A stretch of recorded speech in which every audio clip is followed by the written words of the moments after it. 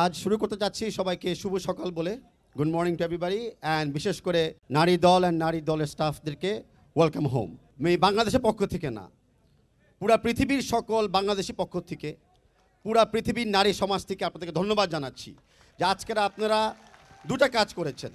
আজকের আপনারা নতুন করে ইতিহাস লিখছেন এবং আমাদের সমাজের মন মানসিকতাকে আপনারা বদলানোর একটা যাত্রাতে আপনারা এগিয়ে নিচ্ছেন আমাদেরকে, সেই কারণে আপনাদেরকে ধন্যবাদ। আমরা 18 কোটি মানুষ, এটা একটা বড় টিম ওয়ার্ক। যেভাবে আমাদের নারী দলের পিছিয়ে আমরা ছিলাম, আমরা আগামীতে থাকব। আমরা 18 কোটি মানুষের দল, আপনাদের উপরে বিশ্বাস রাখতেছি, আস্থা রাখতেছি এবং আমাদের কমিটমেন্ট দিচ্ছি যে আপনাদের পিছিয়ে আমরা আছি।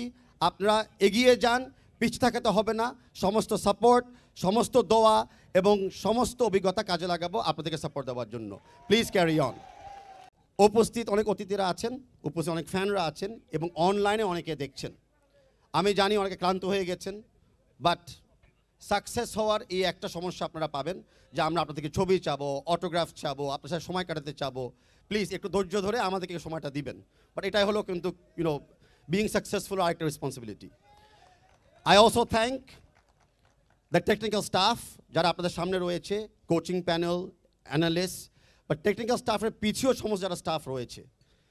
আমাদের প্লেয়ারদের অতীতে যারা প্লেয়াররা ছিলেন, যারা ধাপে ধাপে এই টিমটাকে প্রশিক্ষণ দিয়েছেন, উৎসাহ দিয়েছেন, জায়গা করে দিয়েছেন, সকলের এখানে কিন্তু একটা এই জার্নিতে একটা জায়গা ছিলেন।